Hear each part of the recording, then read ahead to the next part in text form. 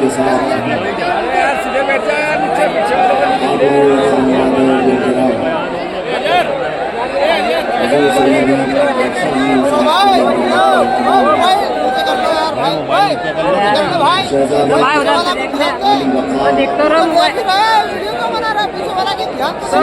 Mobile میں تھوڑی نہیں دکھتا ہوگا بھائی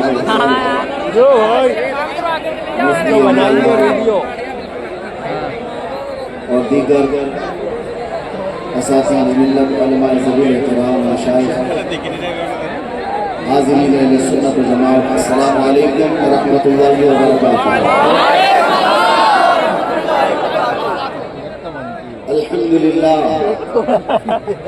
الحمدللہ الحنان المنان الذي خلق الانسان وعلمه البيان والصلاة والسلام على رسوله سيد الإنس والجان وعلى آله وأصحابه ذوي الخير والإحسان أما بعد فأعوذ بالله من الشيطان الرجيم بسم الله الرحمن الرحيم وإذ أخذ الله ميثاق الذين أوتوا الكتاب لتبيننه للناس ولا تكتموه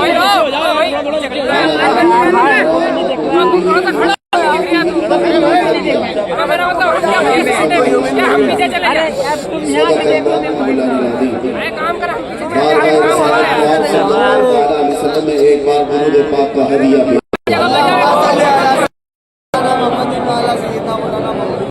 اللهم صل على سيدنا محمد معدن الجود والكرم وآله وأصحابه الكرام وابنه الكريم وبارك وسلم صلاة دائمة سرمدا أبدا۔ عزیزان گرامی اوقات، کافی لمبے عرصے کے بعد اندور میں ہماری حاضری ہے اور دارالعلوم نوری کے 50ویں سالہ میں حاضری، لیکن ایک بات کل سے پریشان کر رہی تھی کہ کافی لوگ اندور کے کچھ کٹنگ ہمیں بھیج رہے تھے کہ اندور کے حالات خراب ہو سکتے ہیں، ایسی ویسی باتیں۔ ہم نے ان تمام چیزوں کو خیال نہیں کیا، وہ اس لیے کہ اکثر شیر کے آنے سے پہلے کتے شور مچاتے ہیں۔ میں اپنے لیے نہیں کہہ رہا، میں تو آپ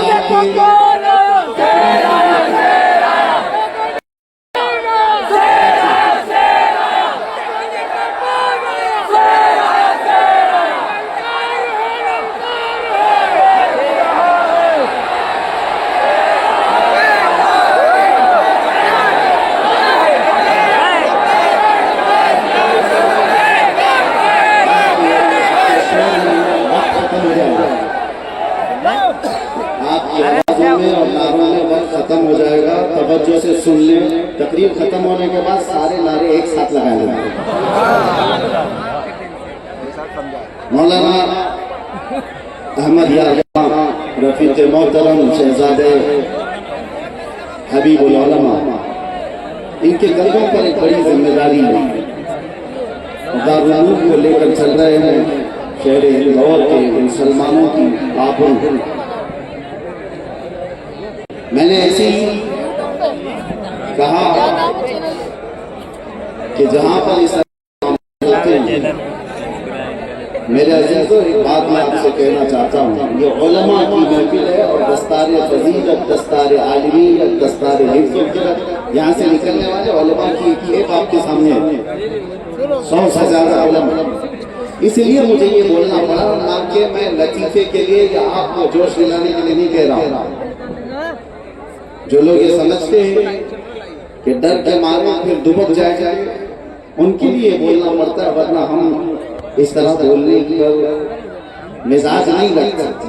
میں نے اسی ان سے کہا تھا مولانا صاحب کیا کتوں پہ تقریر کریں گے؟ انہوں نے کہا نہیں، شیروں پہ تقریر کیجیے۔ بہرحال بات صرف اتنی ہے، حق بات کہنے پر جو چاہیں آپ سزا دے دیں، جیسے آپ ہیں ویسا ہی کہا ہے ہم نے۔ میرے عزیزوں، اللہ تعالیٰ نے قرآن میں فرمایا، یہ علماء کے سلسلے میں بات ہے، وَإِذْ أَخَذَ اللَّهُ مِيثَاقَ الَّذِينَ أُوتُوا الْكِتَابَ، اللہ فرماتا ہے جن کو کتاب دی گئی، علم دیا گیا، اللہ نے ان سے وعدہ لیا ہے، عہد لیا ہے۔ کس چیز کا وعدہ لیا ہے؟ لَتُبَيِّنُنَّهُ لِلنَّاسِ، لوگوں کو حق بیان کرتے رہو، وَلَا تَكْتُمُونَهُ، اور کوئی چیز چھپاؤ گے نہیں۔ حق بیانی سے اپنے آپ کو دور نہ کرو، یہ علم والوں کے ساتھ اللہ نے وعدہ لیا۔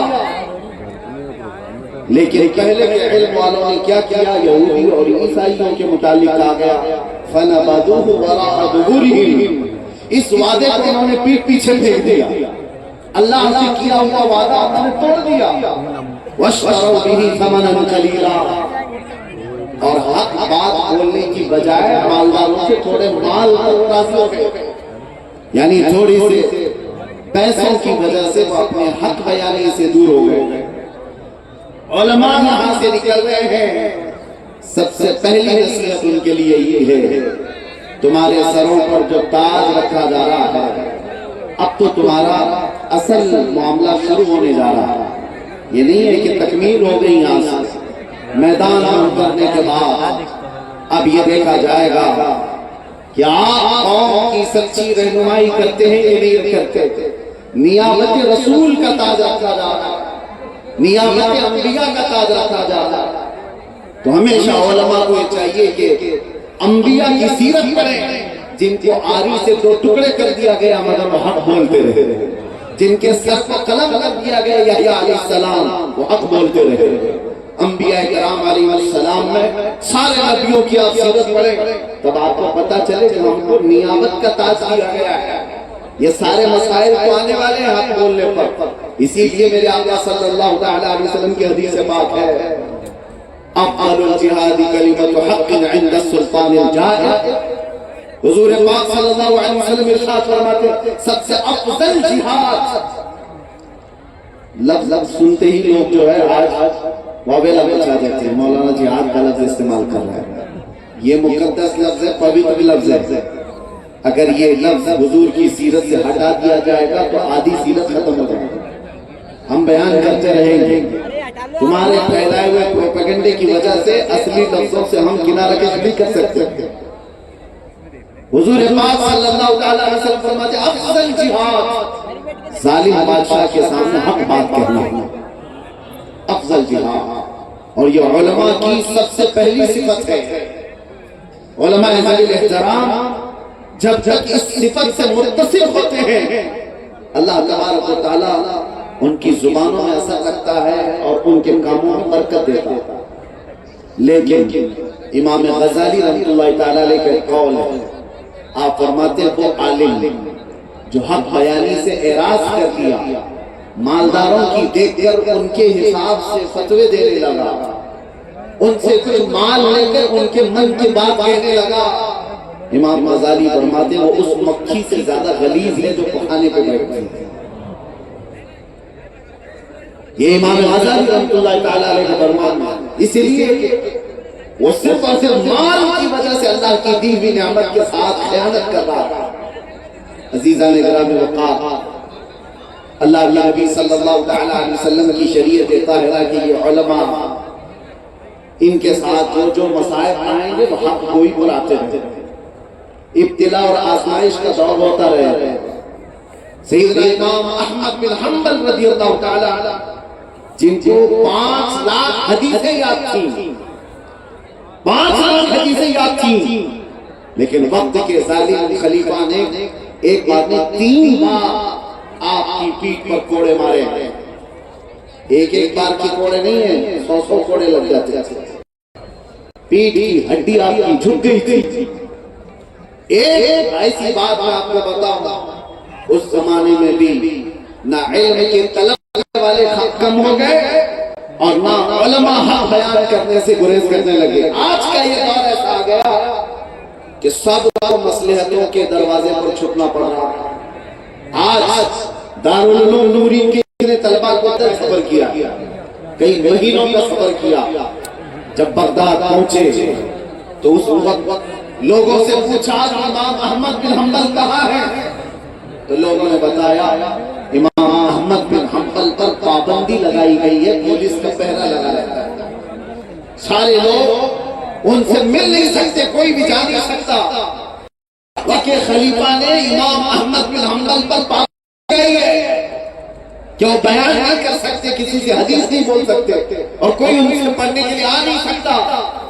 کس جرم میں؟ حق بیانی کی۔ امام احمد بن حنبل اپنے دور کے وہ عظیم فقیہ، وہ عظیم محدث جنہوں نے وقت کی طاقتوں کی پرواہ نہیں کی، حق بیان کرتے رہتے، اور عبادت ہوا کیا؟ پابندی لگائی گئی، جیل بھیجا گیا، کوڑے مارے گئے۔ اور بقی بن مخلد کہتے ہیں میں ہزاروں کلومیٹر دور کا پیدل سفر کر کے آیا تھا علم حاصل کرنے کے لیے امام احمد بن حنبل کے پاس، لیکن بغداد پہنچا تو میرے ارمانوں کا خون ہو گیا۔ اتنے زمانے چلتا ہوں یہاں تو بچے کا سفر نہیں کر، انہوں نے مہینوں کا سفر کیا تھا، اور جب پہنچے تو سنا یہ بیان نہیں کر سکتے، لا سکتے ہیں۔ علماء سوچ رہے ہوں میں سے آپ سے کہتا ہوں اللہ وہ دن نہ لائے، لیکن ظالم اس کی آوازیں بند ہو جائیں، ممبروں سے نکلنے والی آزادی کی آواز ختم ہو جائے، اذانوں پر ہو، یہ ساری چیزیں لائی، لیکن دور پہلے بھی آ چکے۔ بقی بن مخلد اس وقت بغداد کے علماء سے پوچھنے لگے کوئی اور بڑے محدث ہیں یہاں پر؟ لوگوں نے کہا آپ فلاں مسجد میں جائیے، ایک شیخ ہیں حدیث بیان کرتے ہیں۔ جا کے دیکھا بڑے شیخ حدیث بیان کر رہے تھے، کچھ حدیثوں کو ضعیف کچھ حدیثوں کو صحیح قرار دے رہے تھے۔ بقی بن مخلد نے پوچھا یہ کون ہے؟ کہا یحییٰ بن معین، بڑے محدث تھے۔ علماء کو بھی اب یہاں پر جو فارغین علماء ہیں ان کے سلسلے میں بھی میں عرض کروں، باقی یہاں مجھ سے سارے بڑے علماء بیٹھے ہوئے ہیں۔ ہوتا کیا ہے ایک عالم کے ساتھ اگر مصیبت پیش آئے تو دوسرے علماء کیا کرنا چاہیے؟ پیچھے بیٹھ کے یہ دیکھیں کہ بہت بولتا تھا اندر چلا گیا نا، اب دیکھو اس کا تماشا کیا ہوگا، یہی کہہ گے کسی کی گرفتاری کا مذاق آئے گے۔ یحییٰ بن معین بہت بڑے محدث تھے، ان کو آزادی کی بیان کرنے کی بیان کر رہے تھے، اور بقی بن مخلد یہ بہت بڑے عالم ہیں، وہ حدیث سننے کے لیے آئے، جا کر کے یحییٰ بن معین کے پاس کھڑے ہوئے، حدیثیں سنا، اور اس کے بعد ان سے کچھ سوالات کیے، اور اتنے سوالات کرے کہ جو لوگ پریشان ہو گئے۔ پھر آخر میں انہوں نے کان میں جا کر کے پوچھا یحییٰ بن معین سے کیا امام احمد بن حنبل کے بارے میں کیا کہتے ہیں؟ ڈرا ہوا وہ تھا بغداد تھا، امام احمد بن حنبل پر پولیس لگی ہوئی ہے، علماء ڈرے، ایسے میں بقی بن مخلد آ کر کے یحییٰ بن معین سے پوچھتے ہیں کان میں امام احمد بن حنبل کے بارے میں کیا کہتے ہو؟ آپ نے جلال لگا سامنے آؤ، بلند آواز سے پوچھو، کان میں نہیں میدان میں پوچھو۔ انہوں نے کہا کہ ڈر نہیں ہے، پابندی لگی ہوئی ہے خلیفہ کی۔ یحییٰ بن معین اپنی کرسی سے کھڑے ہو گئے اور کہا تم کیا سمجھتے ہو ایسے حالات میں ہم امام احمد بن حنبل کی برائی کریں گے؟ قسم خدا کی آج کے ہوئے زمین کے سارے علماء میں وہ سب سے افضل ہے، وہ سب سے افضل ہے۔ ایک عالم گرفتار ہے، ایک عالم پر پابندی ہے، یحییٰ بن معین میں حق گوئی کا حق ادا کرتے ہیں۔ پابندی چاہے کسی کی لگی ہو، جو عالم حق بولتا ہے اس کو ہم مجلسوں میں بیان کریں۔ میرے عزیزو آپ اس کے بعد سنی، مجھے پتا ہے جگہ نہیں ہے، کسی کو کوئی مت بٹھائے، جتنی دیر کھڑے ہیں خاموشی سے کھڑے ہیں، جہاں کھڑے آواز تو آئی جائے گی، نظر نہ آئے۔ بقی بن مخلد نے جب یہ دیکھا بغداد کا یہ ماحول ہے، یحییٰ بن معین تاریخ کر رہے امام احمد بن حنبل، کہا ان سے ملنے کا کوئی راستہ مل جائے گا؟ کہا کہ ٹھیک ہے آپ کو ملنے کا راستہ مل جائے گا، فلاں جگہ پر ان کا گھر ہے، آس پاس پہرے داری زیادہ ہے، بہت پہرا لگا ہوگا۔ بقی بن مخلد سارے پہرے کو توڑ کر کے چلے آئے، कैसे आए? एक फकीर का भेष डालता, मांगने के भिखारी का भेष डालता क्या है, दरवाजा खटखटाया इमाम अहमद बिन हंबल के घर का।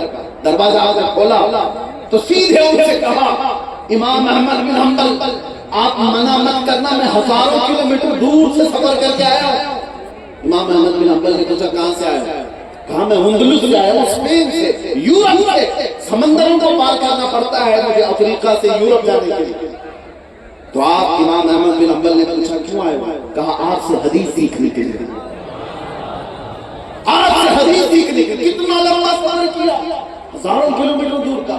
इमाम अहमद बिन हंबल ने कहा तुम्हें शायद पता नहीं, बगदाद में मेरे ऊपर पाबंदी लगाई गई, खलीफा और उसके पुलिस पूरे बाहर खड़े हैं, जो आएगा उसे गिरफ्तार करके ले जाया जाएगा।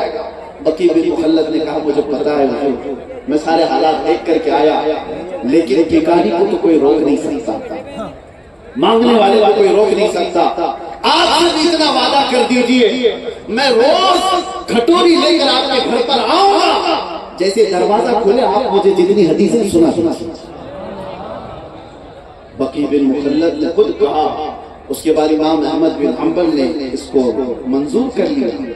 रोज का मामूल ये था बकी बिन मुखल्लद का, फकीर का भेष डालकर आते, हाथ में कटोरी लेकर इमाम अहमद बिन हंबल, पुलिस सब खड़ी है, दरवाजा खटखटाते थे। जैसे ही दरवाजा खोलता इमाम अहमद बिन हंबल कुछ रोटियां डालते और डालते डालते उनको हदीस सुनाया। एक दो नहीं महीनों उन्होंने इमाम अहमद बिन हंबल के रोजाना हाजिरी दी और कई सौ हदीस याद करके रखे। ये इल्म हासिल करने की तलब थी और पाबंदी के बाद सुनाने का जोश इमाम अहमद बिन हंबल का। अजीज़ान इकराम होता, मैं सारे उलमा से ये नहीं कहता कि सारे उलमा किसी ऐसे मर्ज में मुब्तला नहीं। अल्हम्दुलिल्लाह हक को उलमा मौजूद हैं, तभी तो बरसातें हो रही मौजूद हैं। अल्हम्दुलिल्लाह यहाँ पर एक कसीर मजमा मौजूद है। हज़रत अल्लामा अशरफ जीलानी अज़हरी साहब, जो लफ्ज मैंने कहा उसका इन्वेस्टिगेशन मेरे से हो चुका था, मुझे बार बार पूछा गया था। बहरहाल आप जीलानी हैं और साथ में थोड़ा जलाली हैं, मगर आपने मेरे गायबाना तौर पर कहा मुफ्ती ज़फ़र नूरी साहब जेल के दरवाजे के अंदर भी मेरे पास आ। बहरहाल और उसके तमाम शजरे को नहीं छेड़ा जाएगा, उसके अखलाक और किरदार उसके को नहीं लाया जाएगा। आपको मैं बताऊं दो बड़े उलमा की मिसाल, इमाम अली मदीनी, इमाम बुखारी के उस्ताद, इमाम बुखारी के उस्ताद, और एक इमाम अहमद बिन हंबल जिनका मैंने जिक्र किया, दोनों में शदीद इख्तिलाफ। हमने मिस्र में ये पढ़ा माशाअल्लाह।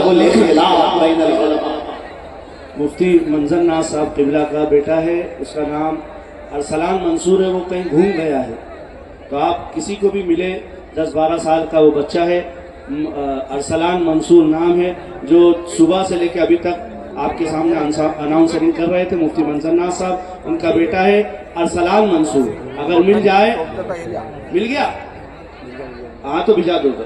अल्लाह अल्लाह का शुक्र, माँ बाप की आंखों की ठंडक बनाए। सुनिए दो बड़े उलमा का इख्तिलाफ मैं अर्ज कर रहा था।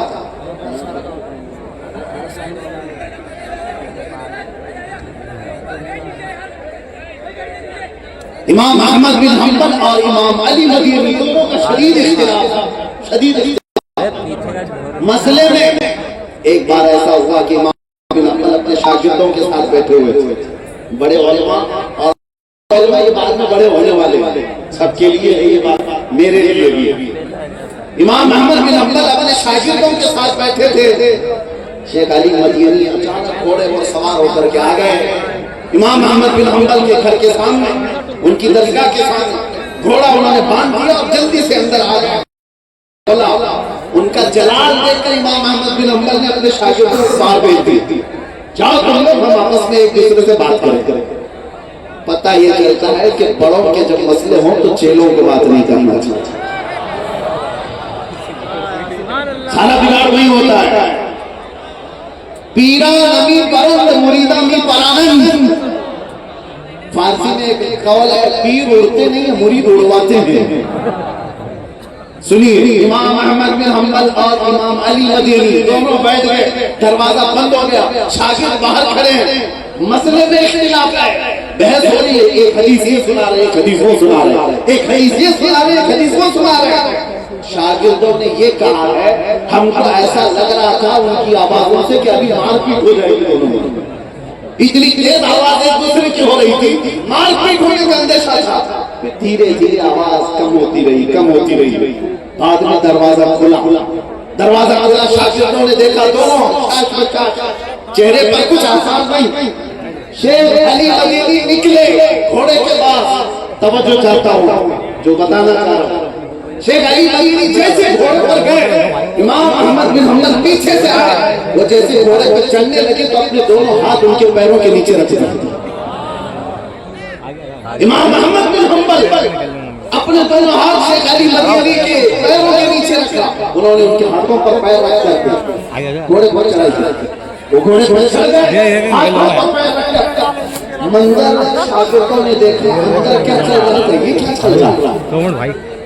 میرے عزیز یہ علماء کے اختلاف کے آغاز, اس کے بعد شیخ علی مدینی چلے گئے. شاگردوں نے امام احمد بن حنبل سے پوچھا جس مسئلے میں آپ کا اختلاف کا حل ہو گیا؟ کہا حل نہیں ہوا, میں بھی ابھی اسی بات پر ہوں, وہ بھی ابھی اسی بات پر. حل تو نہیں ہوا, کہا اتنی بحث ہو رہی تھی آپ کی حل بھی نہیں ہوا, لیکن جب جا رہے تھے آپ کی اتنا اختلاف کرنے والے ان کے پیروں کے نیچے آپ نے ہاتھ کیوں رکھا؟ امام احمد بن حنبل نے کہا خبردار دوبارہ کبھی اس طرح کا سوال مت کرنا, تم نہیں جانتے علی مدینی کا مقام کیا ہے, میں نے تو صرف ہاتھ رکھا ہے ان کے تلووں کی دھول سرما لگانے کے قابل. یہ کشادہ ظرفی ہے, یہ وسیع القلبی ہے. کاش علماء ادب الاختلاف پر آ جائے تو میرے عزیزوں گالی گلوچ کبھی نہیں. اختلاف کرنے کا حق ہے محققین کو, مجتہدین کو, لیکن وہ اختلاف مذموم نہیں ہوتا, محمود ہوتا. اب توجہ چاہتا ہوں میں یہاں پر علماء ذوی احترام کی بات اس لیے عرض کر رہا ہوں کہ محفل ان کی ہے. قوم آج قحط سالی میں مبتلا ہے, ایسا قحط کہ ہمیں کوئی صحیح ڈھنگ سے راستے پر لے کر کھڑا کرنے والا, جمع کرنے والا ملتا نہیں. ہم ہزار الگ الگ چیزوں میں بٹے ہوئے ضرور. میرے عزیزوں علماء ذوی احترام, علماء ربانیین جن کی قرآن کونوا ربانیین, تم ربانی ہو جاؤ, اللہ کا خوف کرو, اللہ سے ڈرو. یہ چیز اگر آ جائے تو انشاءاللہ رب تعالیٰ ہر خوف دل سے نکال دے گا, ہر خوف دل سے نکال دے گا. جو فارغ ہو رہے ہیں وہ علماء انہوں نے قربانی دی ضرور ہے, کئی سالوں تک پڑھا ضرور ہے, لیکن اصل کمال اس وقت ہے جب آپ اپنے علم پر عمل کرتے حق بیان کریں.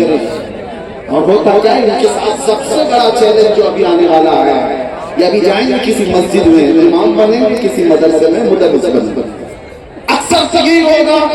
اور سب سے پہلا جو ان کے ساتھ چیلنج آئے گا ٹرسٹیوں کے ساتھ آئے گا. مسجد کے جماعت والے صدر اراکین, متولی اراکین, ان کے ساتھ ان کے معاملات پیش آ جائیں گے. اور حد ہو گئی. علماء اس بات کا خیال ضرور رکھتے ہیں, ایسا نہیں کہ ان کی باتوں کو لے کے نہیں چلتے, ہم بھی لے کے چلتے ہیں, لیکن ہوتا یہ ہے اکثر آج مسجدوں میں متولی اور اراکین وہ ہیں جو 2 نمبری دھندے کرتے ہوئے بدماش کو. میں سب جگہ کی نہیں کر اکثر جگہ کی بات کر رہا ہوں. سب سے پہلا کلام ان کا کیا ہے؟ مولانا جیسا جمعہ میں ہم کہیں گے ویسا ہی میں. حالات بڑے خراب ہیں, آدھے سے زیادہ حالات تو صدر کے خراب ہیں.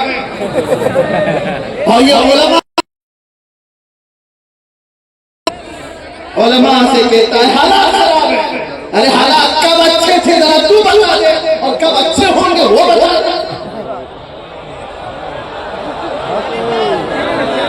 پہلے کب اچھے تھے وہ بتا دو, یا کب اچھے ہوں گے وہ بتا دو, تاکہ ہم بیان تو کریں حدیثوں کو. ارے شراب کا بولو تو انہیں لگتا ہے کہ کسی کو ٹارگٹ کیا مولانا, سود پہ بولو تو لگتا ہے سیکریٹری کو بولا مولانا, اور کسی کو نائب صدر کو بولو کیوں تم نے ایسے برے دھندے پال رکھے ہیں؟ علماء تو حدیث بیان کر رہے ہیں، حق بیان کر رہے ہیں، اگر تمہارے ان تمام برائیوں پر انگلی رکھتا ہے تو وہ عالم ربانی ہے، سر جھکا لو۔ ڈاکٹر اگر پھوڑی کو کاٹنے کے لیے قینچی لگاتا ہے، چاقو لگاتا ہے تو وہ تمہارا دشمن نہیں ہوتا، وہ علاج کرتا ہے۔ ارے کٹوا لیتے ہو، ایک عالم اگر تمہاری برائی پر انگلی رکھتا ہے تو دوسرے دن سے تم اس کو قائل کرتے ہو، نکالنے کی کوشش کرتے ہو۔ علماء کو میں بار بار اکثر یہ عرض کرتا ہوں، ان تمام جاہل اراکین کی کیا اوقات، حق بولنے پر اگر مسجد سے برطرفی ہوتی ہے، دیکھو ان کی نوکری اللہ رزاق حقیقی ہے، وہ ایک دروازہ بند کرے گا، میرا مولا 70 دروازے کھول دے گا۔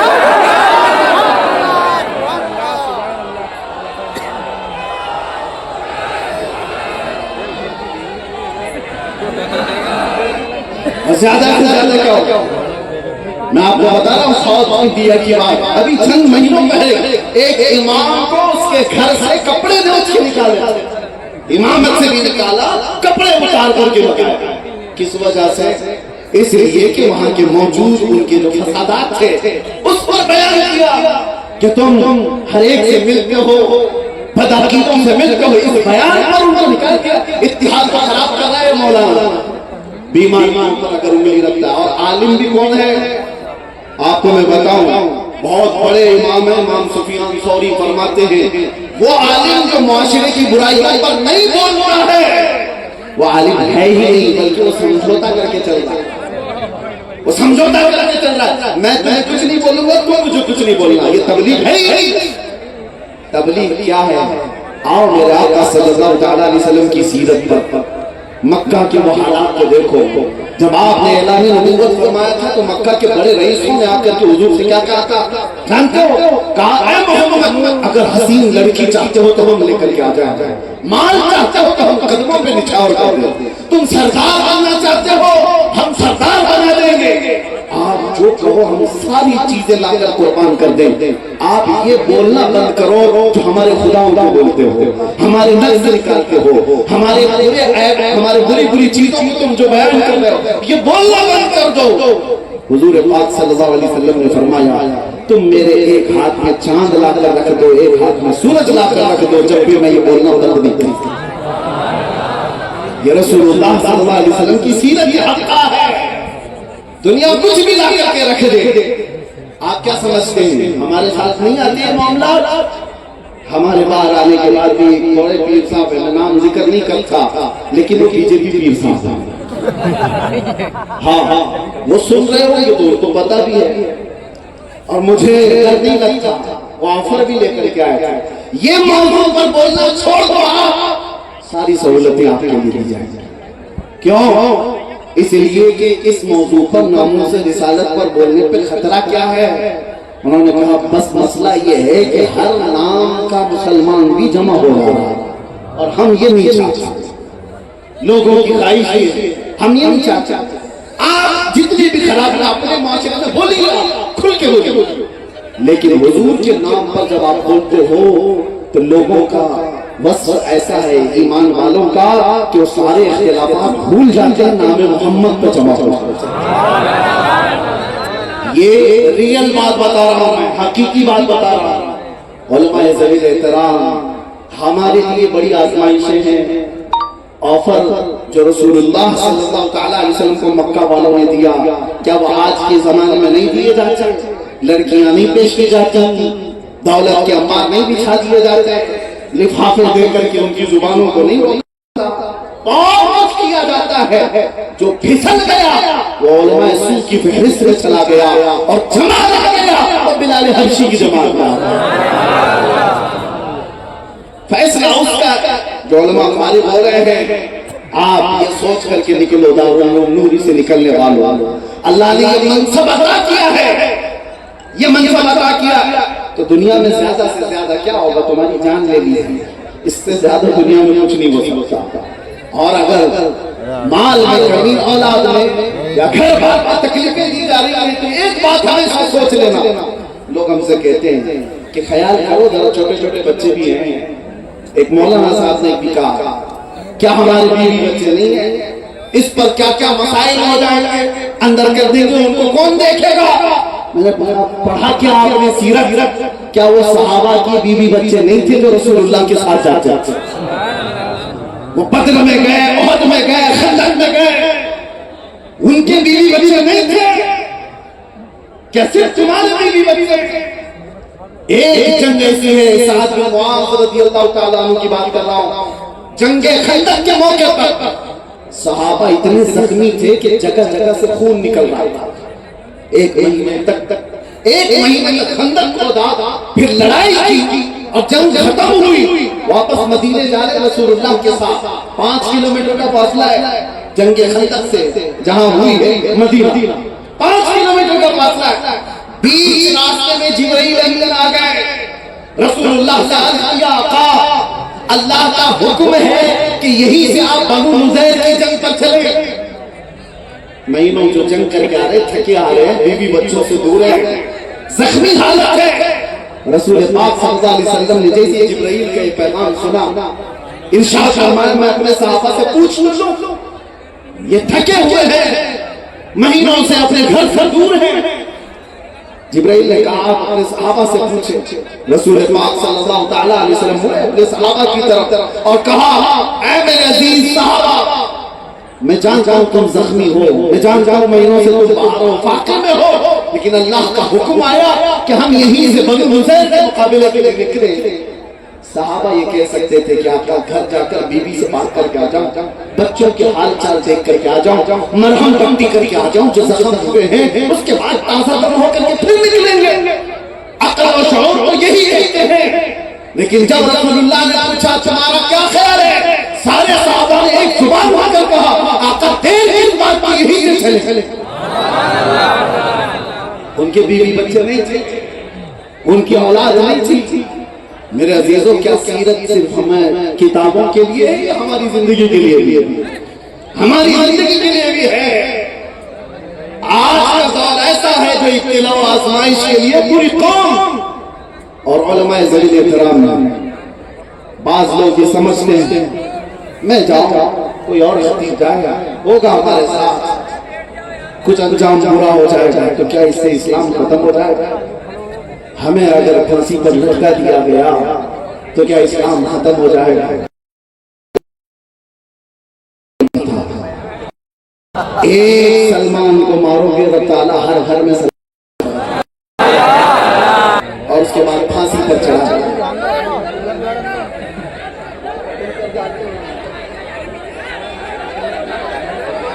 نہیں رہے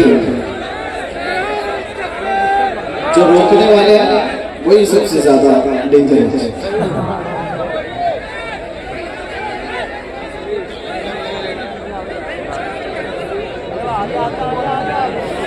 بس ایک بار خاموشی کے لیے لبیک یا رسول اللہ، لبیک یا رسول اللہ۔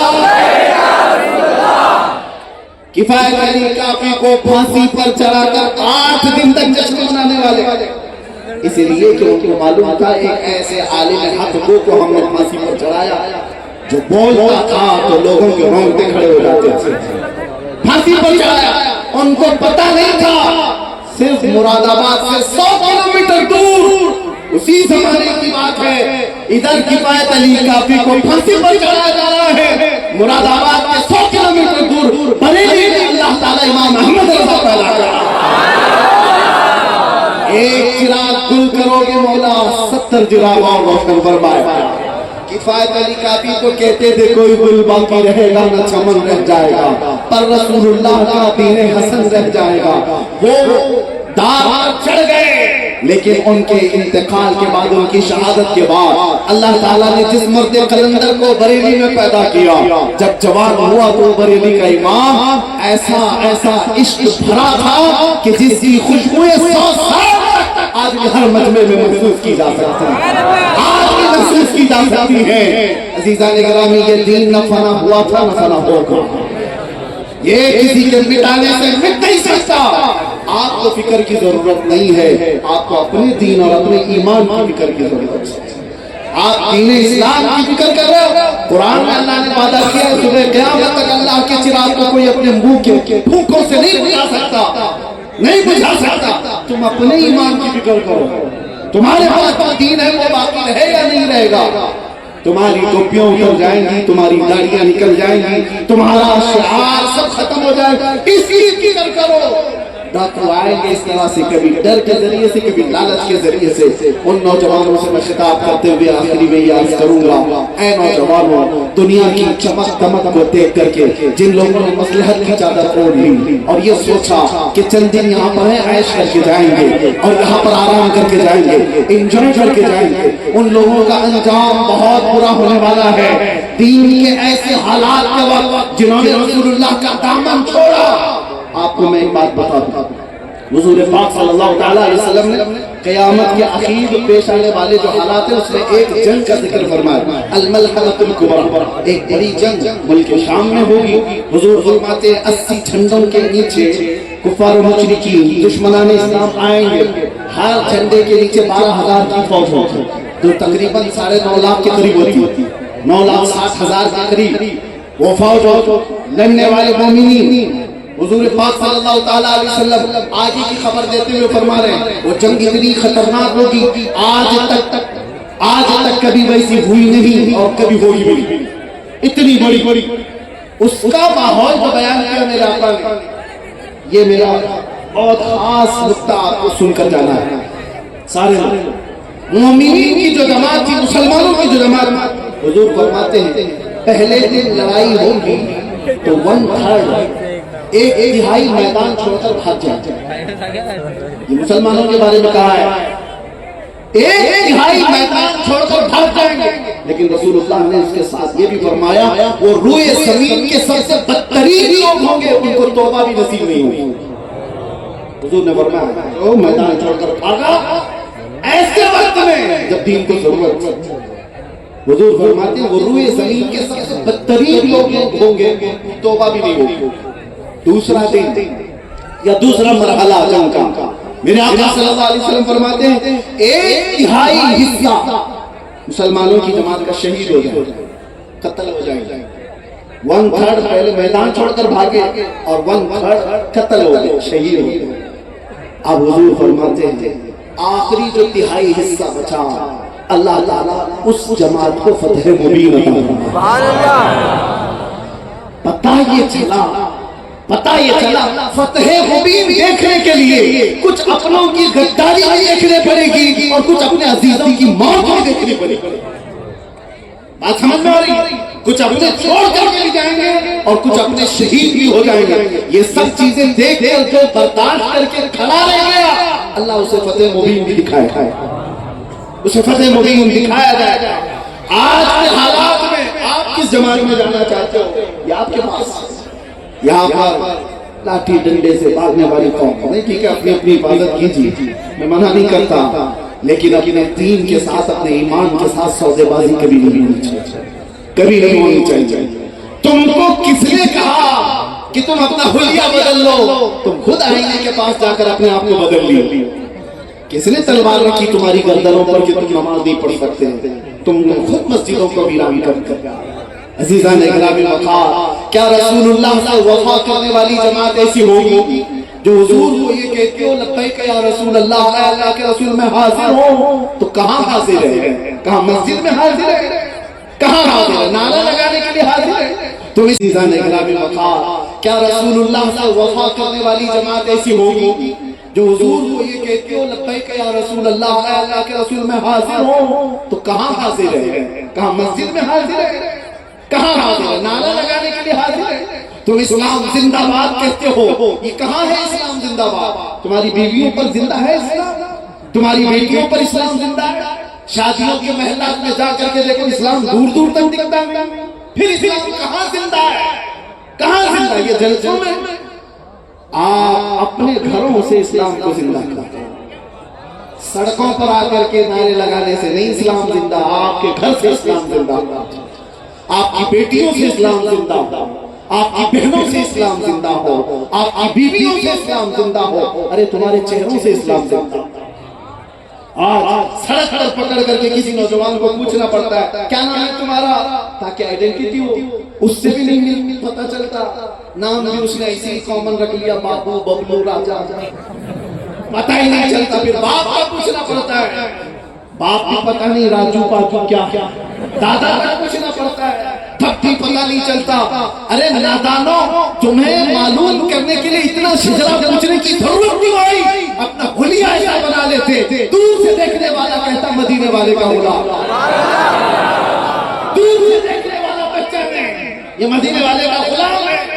یا علماء زوید احترام جانتے ہیں، ہم اپنا لباس کہیں نہیں اتارنا چاہتے، ہم جس حالت میں ہیں اسی حالت میں دنیا سے جانا بھی پسند کرتے ہیں۔ ایئرپورٹ میں جاؤ، ٹرین کے اسٹیشن پر جاؤ، ارے میرے عزیزوں کچھ لوگ یہ کہتے ہیں آڈ نہیں فیل ہوتا، آڈ نہیں فیل ہوتا، آڈ کیا فیل ہو، فخر فیل ہوتا ہے۔ دور دور تک بیٹھا ہوا بھی نظر اٹھا کر دیکھتا ہے، کیوں دیکھتا ہے؟ عجب لباس نہیں، اسے پتہ ہے یہ کس کا غلام، فیل ہوتا، فخر فیل ہوتا۔ میں یہ کہتا ہوں اگر محبت مصطفیٰ ہے تو ان گناہوں کو ٹھوکر مارو، آؤ میرے مصطفیٰ کے قدموں میں۔ نشہ عام ہو چکا، ہمارے محلوں میں نشہ بکتا ہے، ہمارے محلوں میں نشہ کرنے کے لیے لوگ آ رہے ہیں، ایڈریس دے دیں، کیوں؟ تمہیں پتہ ہے نشہ سے جتنے اپنے آپ کو برباد کیے ہوئے نوجوان جیلوں میں بندے ہمیں جانتے ہیں، جن کی مائیں پیچھے روتی روتی، جن کی بہنیں، جن کی بیویاں، جن کی بچیاں، ان کے گھر اجڑ گئے تمہاری بری لت کی وجہ سے۔ اے نوجوانوں، یہ شیطان ہے جو تمہیں اس راستے پر لے جا رہا ہے۔ تم نشہ کر کے کس طرف جانا چاہتے ہو؟ کیا ملتا ہے؟ یہ دیدہ و دانستہ ساری قوموں نے مل کر کے تمہارے پاس یہ نشہ دیا ہے، اس لیے کہ دنیا کے کتوں کو پتہ ہے یہ محمد عربی کے شعر ہے، ان کو نشہ میں سلاؤ تو اچھے ہیں، ان کو پاگل بنا کے رکھو تو اچھے ہیں، اس لیے کہ یہ سیدھے ہو گئے تو کیڑوں کی نیند حرام ہو سکتی ہے، بہتوں کے لیے مسئلہ بن سکتا ہے۔ نشہ تم کو اتنا کرایا جائے، چھوڑ دو اس نشہ کو، اگر اپنے نبی سے محبت ہے تو آؤ، نشہ کرنا ہے تو کوکین، افیون، چرس، گانگا کا نہیں، عشق محمدی کا نشہ کرو، محبت مصطفیٰ کا نشہ کرو، اس لیے کہ وہ نشہ جب کسی کے سر چڑھ کر کے بولتا ہے تو صبح سے شام تک، شام سے صبح تک اس کی زبان سے صرف اتنا ہی نکلتا ہے، سرور کہوں کہ مالک و مولا کہوں تجھے، باغ خلیل کا گل زیبا کہوں تجھے۔ ارے کوئی آ کر کے اس عاشق کے ذات کو جھنجھوڑ کر کے بھی کہہ دے، ذرا میرے لیے بھی کہہ دو، اللہ میرے لیے بھی کوئی شعر بول دو، دیکھتا ہے پھر بولتا ہے میں گدا ہوں اپنے کریم کا، میں گدا ہوں اپنے کریم کا، میرا دین پا رہنا نہیں، بولوں گا تو صرف اتنا ہی بولوں گا، وہ کمال حسن حضور ہے کہ گمان نقص جہاں نہیں، یہی پھول خار سے دور ہے، یہی شمع ہے کہ دھواں نہیں، جس کی صبح، جس کی شامیں، جس کی راتیں۔ ارے ایک آدمی نے گلاب کا تحفہ کیا پیش کیا اعلیٰ حضرت امام محمد رضا کو، عشق محمدی کا نشہ کیا ہوتا ہے، محبت مصطفیٰ کا نشہ کیا ہوتا ہے، جب وہ چڑھتا ہے تو ہر جگہ محبوب ہی محبوب نظر آتا ہے۔ گلاب جس نے پیش کیا، لوگ تو ہمیں بھی پیش کرتے، آپ کو بھی پیش کرتے ہوں گے، مگر ایک عاشق زار دیکھتا ہے اور کہتا ہے یہ گلاب جس کو تم نے دیا ہے یہ صبح کھلتا ہے، شام میں مرجھا جاتا ہے، میں اس گلاب سے محبت کرتا ہوں جو کبھی مرجھاتا نہیں ہے۔ اور پھر کہنا شروع کر دیا سرتاب قدم ہے تنے سلطان زمن پھول، لب پھول، دہن پھول، سقر پھول، بدر پھول، واللہ جو مل جائے میرے گل کا پسینہ، مانگے نہ کبھی عطر نہ پھر چاہے دلہن پھول، کیا بات رضا اس چمنستان قلم کی، ارے صحرا ہے کلی جس سے حسین حسن پھول۔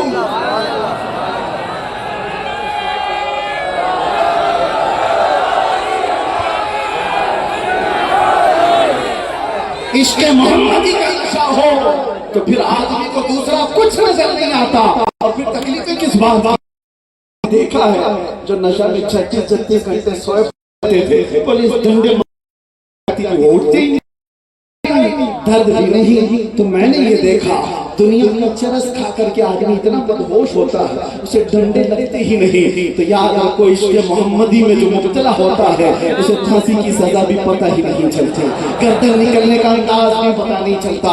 इसीलिए मेरे अजीजों, तकलीफ किस बात की? इश्क़ मोहम्मदी में आए तो बिलाल हबशी बन करके फख्र करेगा। इश्क़ मोहम्मदी में आए। एक बात मुझे बहुत दिल पे लगती है, जंग उहद में 2 सहाबा रात के वक्त बैठकर दुआ कर रहे हैं, एक साद इब्न अबी वक्कास, एक अब्दुल्लाह बिन जहश। दोनों बहुत करीबी यार थे, बहुत जिगरी दोस्त थे। दोनों दुआ कर रहे हैं कि कल जंग के मैदान में जाना है, और दोनों क्या कहते हैं, मेरे भाई मैं दुआ करूंगा तुम आमीन कहना, फिर तुम दुआ करना मैं आमीन कहूंगा। साद बिन अबी वक्कास ने कहा ठीक है आप दुआ कीजिए। अब्दुल्लाह बिन जहश दुआ के लिए हाथ उठाते और यूं कहते, साद बिन अबी वक्कास पहले वो दुआ के लिए हाथ उठाते और कहते, ऐ अल्लाह जब कल मैदान जंग में जाना पड़े, मेरे मुस्तफा के साथ में रहो तो मेरा मुकाबला किसी बड़े ताकतवर पहलवान से हो जाए। कभी मैं उसको दाएं से मारूं, कभी बाएं से मारूं, कभी सामने से, कभी पीछे से, और उसके बाद गिरा दूं और फिर कहूं लब्बैक या रसूल अल्लाह। तवज्जो उनके अल्फाज की तर्जुमानी कर रहा हूं। ख्वाहिश ये नहीं कि छुप छुप के कहीं थोड़ा सा उंगली कटा के शहीदों में नाम लिखा। ख्वाहिश तो देखो कि बड़े से बड़े किसी से मुकाबला हो जाए। और दूसरे सहाबी अब्दुल्लाह बिन जहश कहते, मैं आमीन कहा तुम्हारी बात पर, अब मेरी दुआ पर आमीन कहो। अब्दुल्लाह बिन जहश कहते, ऐ अल्लाह कल मैदान जंग में जाना पड़ जाए और हुजूर की मोहब्बत में अगर मैदान कारज़ार में फंस गया तो ऐसा हो, मेरी ख्वाहिश ऐ अल्लाह मेरी ख्वाहिश ये है कि तेरे दुश्मन कभी मुझे सामने से मारे, कभी पीछे से मारे, कभी दाएं से, कभी बाएं से, यहाँ तक कि मेरे जिस्म को टुकड़े कर दे और हर टुकड़े से मैं तेरी मोहब्बत का ऐलान करूं, तेरे नबी की अज़मत का ऐलान करूं। वो दुआ करते रहे, दोनों एक दूसरे की दुआ पर आमीन कह रहे। सुनो हदीस में मौजूद है, जंग शुरू हुई, उहद का मैदान है, शाम हो गई, जंग जो हुई वो सारे हालात में सुने होंगे, उसमें 70 सहाबा शहीद हुए थे। वो फतह से हमकिनार जंग शिकस्त में तब्दील हो गई। बाद हुआ क्या, साद इब्न अबी वक्कास की भी दुआ कबूल हो गई थी और अब्दुल्लाह बिन जहश की दुआ भी कबूल हो गई। कैसे? साद बिन अबी वक्कास एक बहुत बड़े पहलवान के मुकाबले में आया, उसको मारा जैसे उनकी दुआ थी, गिराया, उसके सीने पे खड़े होकर मेरे नबी की अज़मत का ऐलान किया। दूसरे शाम हो गई, साद इब्न अबी वक्कास ने पूछा, मेरा भाई अब्दुल्लाह बिन जहश किसी ने देखा है? मेरा करीबी दोस्त। साहबा ने कहा वो तो शहीद हो गए। तो इनको बड़ा गम हुआ, बहुत करीबी यार था, बड़ा जिगरी दोस्त था, कहाँ है आपकी लाश? पता है मेरे साद इब्न अबी वक्कास को सहाबा लेकर के गए तो अब्दुल्लाह बिन जहश के जिस्म के 80 टुकड़े हो चुके थे, 80 टुकड़े हो चुके थे, टुकड़े बदल चुके थे। उनको जमा किया, सर से कहा।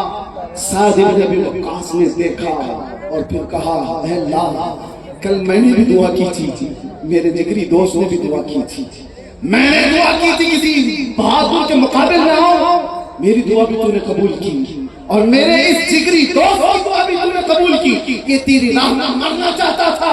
अब सहाबा से कहते, साद इब्न अबी वक्कास जो जुमले के लिए मैंने पूरा वाकया सुनाया, जिस लिए मैं यह हदीस सुनाया आपको, साद इब्न अबी वक्कास कहते हैं, लोगों सुनो, दुआ तो मेरी भी कबूल हुई, दुआ तो मेरे दोस्त की भी कबूल हुई, लेकिन मैं आपको बताता हूँ इश्क़ मोहम्मदी में मारने का जो मज़ा है वो अलग है, मोहब्बत मुस्तफा का मर जाने का मज़ा कुछ और,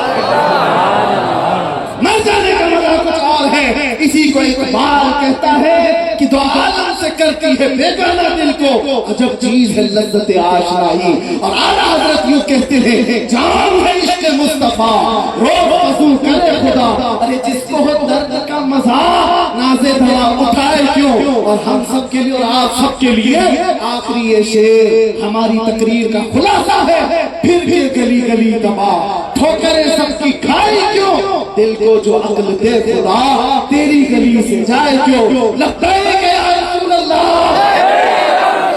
लब्बैक या रसूल अल्लाह, लब्बैक या रसूल अल्लाह। आखिर दावाना अल्हम्दुलिल्लाह।